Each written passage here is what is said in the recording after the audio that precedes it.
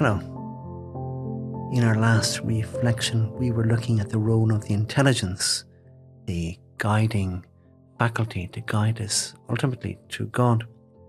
But something we didn't mention was the role of freedom, which is in a way much more mysterious than the intelligence, which is seeking the truth. But freedom is my ability to choose this because I want it, not because I'm forced to do it, but because I personally want to do this. Man, uniquely amongst all the creatures, does not reach his goal by necessity, but freely. In other words, look at the plants.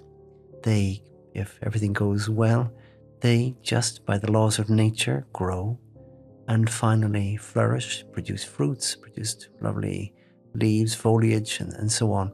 They reach their maximum perfection, but just by necessity.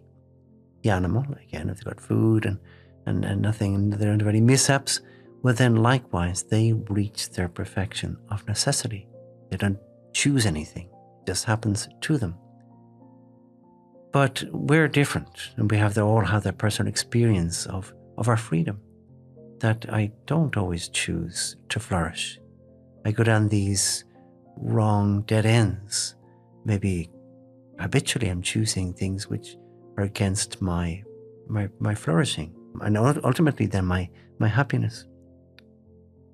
This is what gives us our moral responsibility, our free will.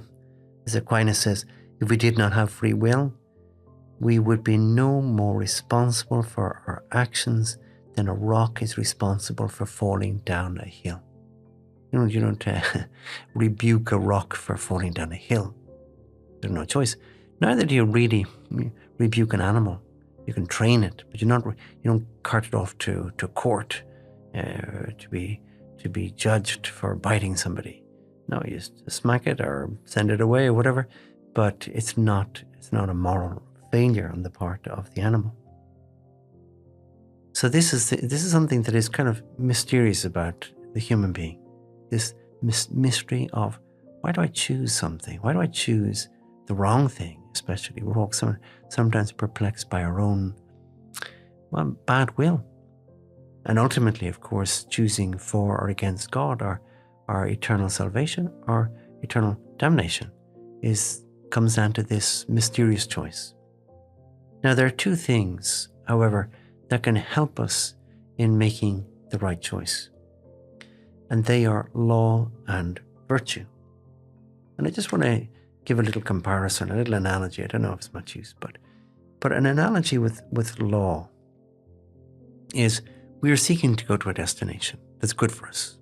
I don't know, a well in the countryside where we need water and we have to get to this well, we'll die.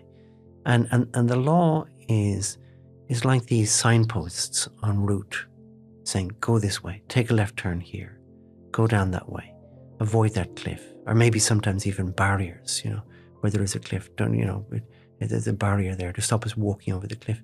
And that's like the law, directing us, forbidding us from going certain places, commanding us, in a sense, to go this direction.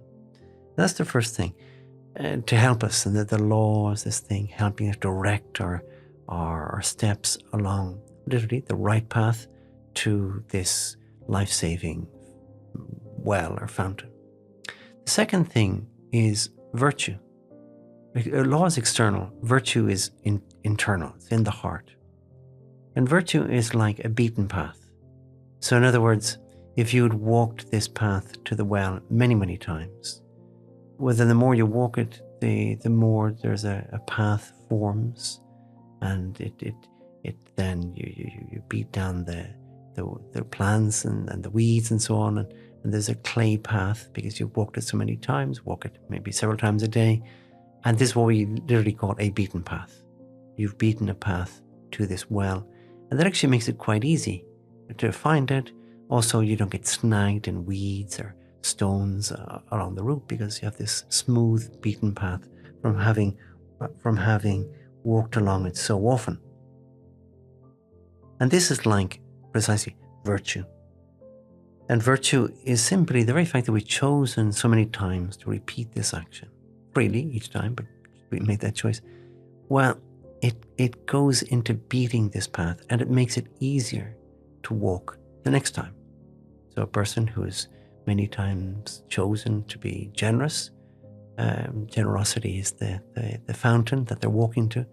Well, they've beaten this path, and actually it becomes quite easy for them to walk that path.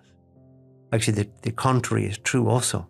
The person who's beaten a path to some vicious or an action that is full of vice, then it's kind of easier for them to continue walking along that false path, that path that leads them to the vice, away from the well. Now, the thing about these two things, they're both very helpful, law and virtue, is that, of course, law is external, this pointing, and it's minimalist. In other words, it's giving us the very minimum. Not telling us to go along this path quickly. It's just saying, don't take that turn. Don't walk over this edge. Don't go down that way, because that's the wrong way. And law has that role of just telling us where not to go. It's kind of the bare minimum that we have to do to get to our goal. Whereas virtue is different. Virtue is more going along that path quickly and with great ease. And the easier it is, the faster we go along that path. So we can eventually run along that path with great ease, because there's nothing to snag us en route. It becomes very smooth, a very easy surface, because we've kind of walked or run it so often. Now we can fly along this path.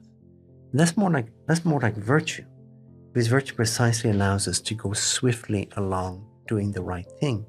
For example, law might say, do not kill, whereas virtue says, love life.